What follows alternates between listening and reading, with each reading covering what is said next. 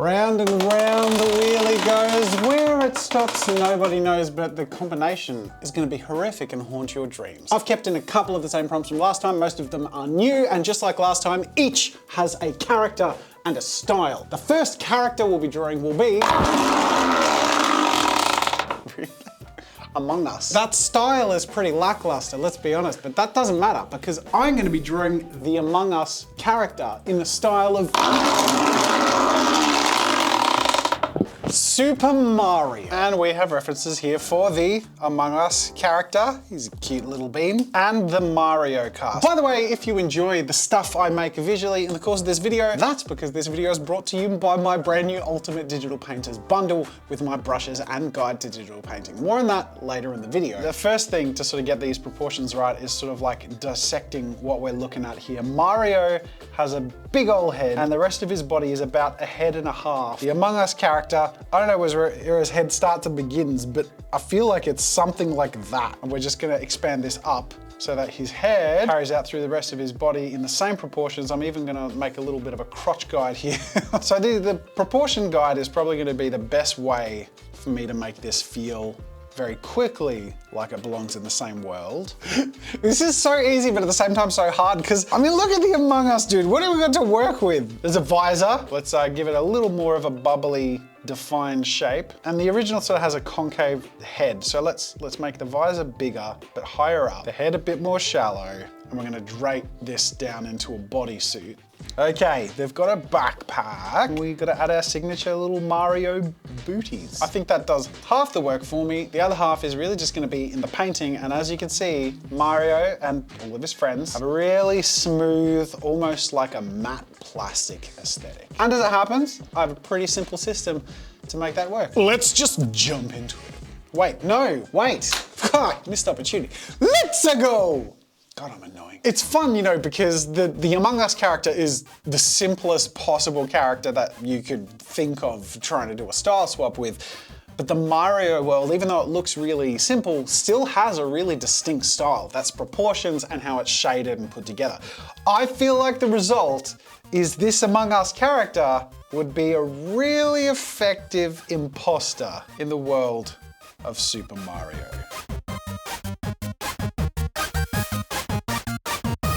But I'll let you be the judge of that. I mean, come on, look at him back there. He fits in.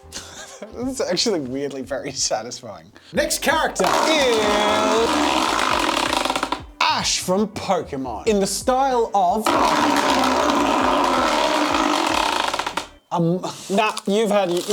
you don't get one.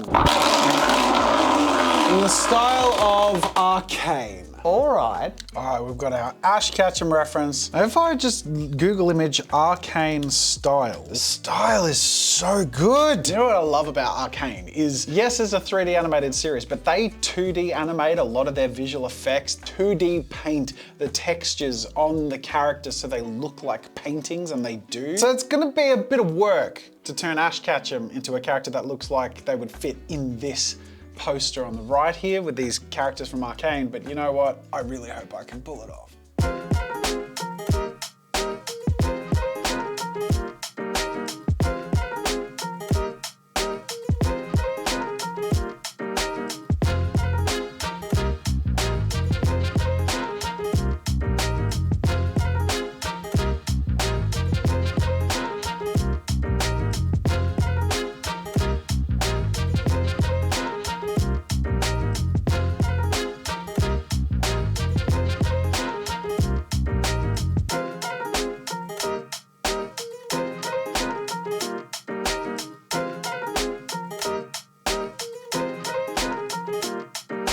Now, I'm really happy with my foundation and I want to do this justice, but I don't think I can do this justice. But there is someone in the studio who loves the style of Arcane and can do this justice and helped me make my Ultimate Digital brushes and the Ultimate Digital painting guide. Alicia? Hey Alicia, do you want to paint Ash Ketchum in the style of Arcane for me? Yeah, sounds great. Yeah, this is gonna be good. Fasten your seatbelt. So compared to my normal style, Arcane is a little bit more geometric and you can really see the different planes of the face. So I tried to keep my painting a bit more sharp and a bit less blended. I noticed in all of the reference images for Arcane, all the characters have this really, really bright, sharp rim light, so I added that as well. So now with the base colors and shading down, and with my sketch as the foundation, here's where you start to alter things a little bit. What are the things you really anchor to when trying to emulate the Arcane style? Usually in my own style, I try to keep everything quite blended, but instead this time I've tried to sort of keep everything really blocky and keep the shapes of the different planes of the face really identifiable. You can especially see this in the hair, where instead of using the hairbrush, I made these 2D looking blocky forms. And here it has all come together. It's really got that sharp, polished, like comic book-esque feel, which is what everyone loves about Arcane. Yeah, I love the giant eyes that you did. It's very Arcane, so I made sure to add that signature Arcane highlight as well as the really dark makeup-y sort of look under the eyes and around the eyelashes. So I tried to use blocky and square shaped brushes such as the charcoal brushes to really sell that blocky geometric sort of look. I didn't use any specialty brushes, just to keep it really painterly and keep it really consistent.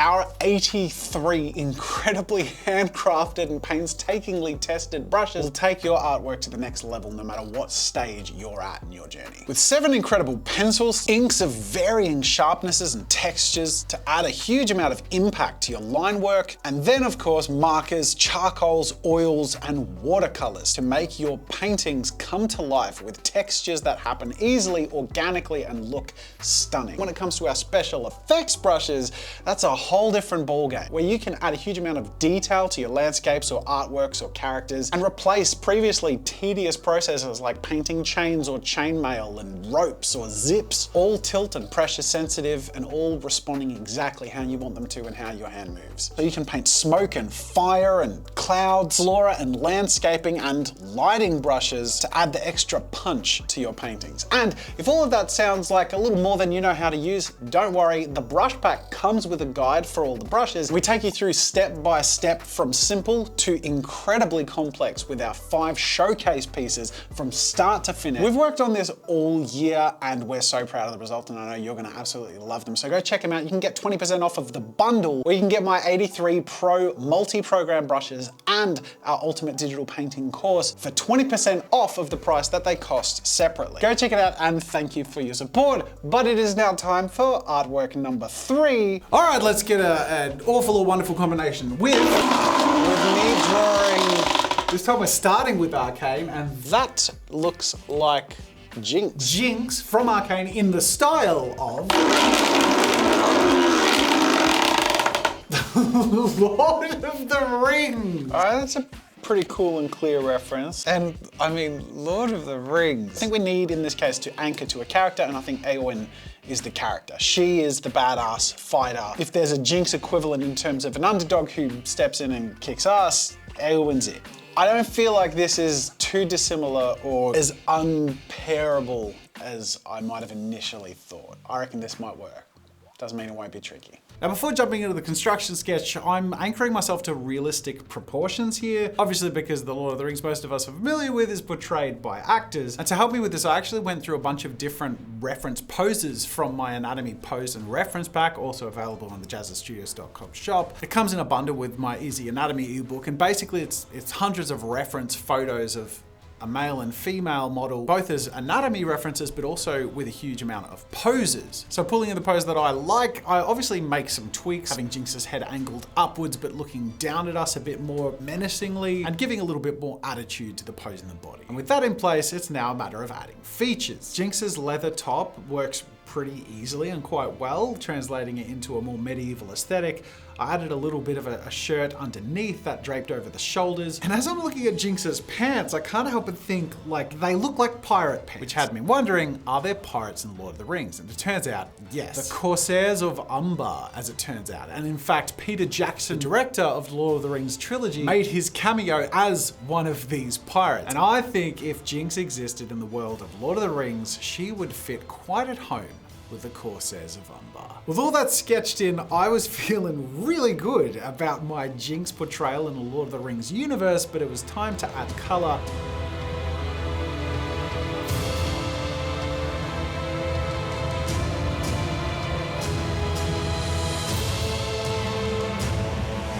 Here it is. That's a concept art piece, just using those marker brushes to add the color in there and obviously sticking to the sketch aesthetic. It works quite well, but I have to ask Alicia for a bit of help to take this further because she's too good not to, and this is really cool. Coming from the Arcane one, I was still sort of stuck in a cartoony sort of headspace, but eventually I sort of tried to make it more realistic and more sort of cinematic looking. So I gave her this really sharp spotlight above her head just to make her more intimidating. Lucky for me, you already put in the colors under the line layer, so that was super, super helpful. I have to admit, I like the way we get to work together because my favorite bit is the sketch bit and you don't like that bit, but your favorite bit is the painting bit, and I'm not a huge fan of that bit. I love it and I can do it, but you can smash it. It's the best. We both get the best of both worlds, and it's my favorite. I love it. Now, there's this chunk of section here where my very rough sketch of the face is quite quickly manipulated and transformed into a realistic face. What did you do here? What were you thinking about? Yeah, sorry, Jazza. I changed the face quite a lot, mostly because it was so simple, so I didn't get a lot of information from it. But I closed the eyes and I tilted the head back a little bit to make her seem a bit more confident and a bit more intimidating. And it took a while to get it to a place where I was happy, but I was quite happy in the end. Seeing Jinx come together, but as she would appear in Lord of the Rings, is perfect. Did you take any inspiration from the pirates that I told you I was referencing? Yeah, absolutely. The what were they called? The Corsairs of Umbar. Corsairs of Umbar. Was it? Yeah. Okay. That sounds right. Lord of the Rings fans are going to grill us in the comments. So I made sure to keep a lot of dark, grungy colours and lots of different textures, as if it was sort of, just a bunch of makeshift fabrics and strings and belt buckles and everything just coming together into a chaotic sort of mess. We get to see the hairbrush sing on Jinx here too, which looks really cool. Oh, for sure. So to add that extra little pop, I used one of the lighting brushes. It's called the sparkle brush, just on the sword and the belt and any metal parts, just to make them really shine. I also added just some embers at the bottom, just to give the scene a little bit of movement. The background was quite plain, so I just thought it added a little bit of spice.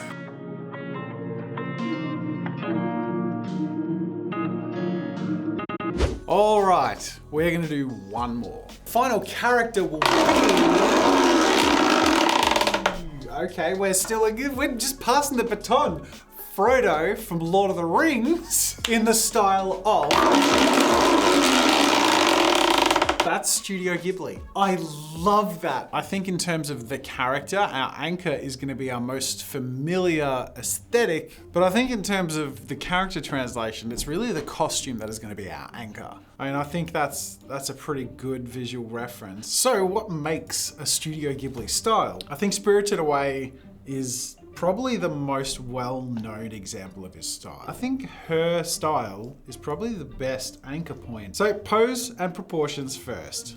I think we should go for whimsical Frodo. Pre-adventure, bit more carefree. Got these big baggy, they're like extra long shorts or slightly short pants. Have to have the Hobbit feet, which I don't know if this is stylistically going to translate to Studio Ghibli. I'm gonna have his left hand holding a pipe, which I think is very I'm in the show and I'm relaxed sort of a prop.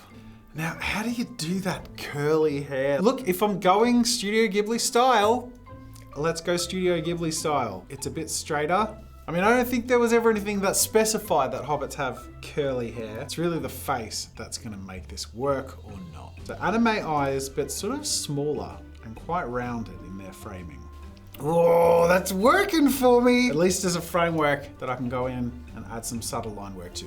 Studio Ghibli art, pretty simple line work, pretty subtle line work. slapping color on top. Line work is a pretty straightforward process, especially with something like this. All of the Spirited Away line work is pretty standard. There's not too much line variation. It's very thin and subtle. And in general, it's devoid of too much detail. At the end of the day, this has to be hand animated over thousands and thousands of cells. This is back in traditional animation days too, I believe. So the details have to be very specific and decisive. But given that this is also anime, when we moved away from our anime Ash Ketchum, we lost those little Z's under the cheeks. In this case, I actually put them in. I'm not sure if they're a Studio Ghibli thing, but it just feels right to give Frodo his little innocent character cheek Z's. With the line work done, it's time to move on to colors. Same way that I went about the Among Us character, I basically just block all of the core sections of individual colors with a flat color so that I can go through and add a clipping mask and quite simply add a darker shade to give it a bit of depth and a little bit of that cell shaded look.